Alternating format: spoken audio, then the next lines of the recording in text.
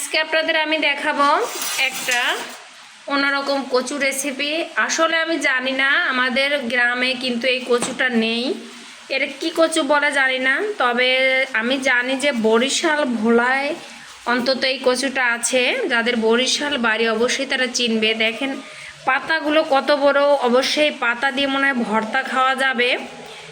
আর আপনারা যদি জেনে থাকেন অবশ্যই আমাকে একটু কমেন্ট করে জানাবেন এই পাতাগুলো কিভাবে খাওয়া যায়।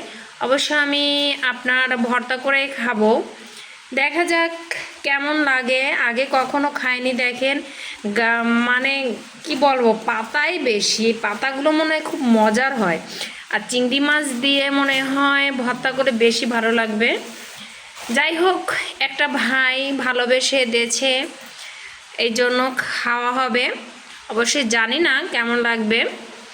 এই যে কচুটা একদম কালো কচুটা, তো সে ভাইটা দিছে যে আমার হাজব্যান্ডকে দিছে যে আন্টিরে দিয়েন, যে কচুটা নাকি ভালো লাগে। অবশ্যই জানি না। তো এখন আমি কচুটা আমরা যেভাবে অন্তত ভাজি করে খাই সেইভাবেই ভাজি করে খাবো। আর অনেকে বলবে যে এটা রান্না করেও খায়, জানি না রান্না করে খায় কিনা। আমি কিন্তু ভাজি করেই খাবো, দেখা যাক কেমন হয়। যে কচুতে প্রচুর বালি বালি, লাল বালি, মানে কচুর ডগার থেকে মানে পাতা বেশি। এই যে এরপরে আমি দেখেন লবণ, হলুদ আর কাঁচামরিচ দিয়ে সেদ্ধ করতেছি। এখন কতক্ষণ ঢেকে রাখবো, যখন সেদ্ধ হয়ে যাবে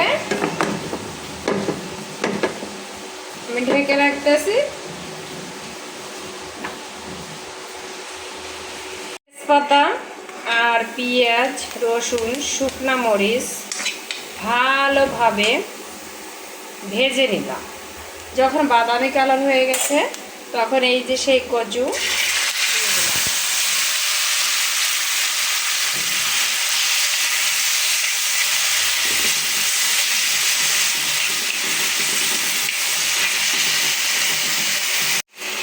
এই যে আমার লাড়াচাড়া হয়ে গেল।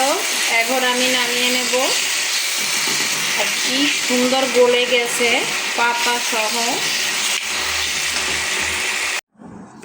এই যে সেই কচু শাক ভাজি দেখেন কতটুকু হয়ে গেছে। আসলে এত টেস্ট হয়েছে কি বলবো। আমি তো প্রথম ভাবছিলাম যে গলা ধরবে না। এখানে লেবু দিয়ে খাচ্ছিলাম। আমার লেবুর রসের থেকে আমার লেবুর খোসা যেটা বলে, এইটা আমার কাছে সব থেকে বেশি পছন্দ। আর দেখেন এত টেস্ট, আগে ভাবছিলাম না যে এই কচুটা এত টেস্ট হবে।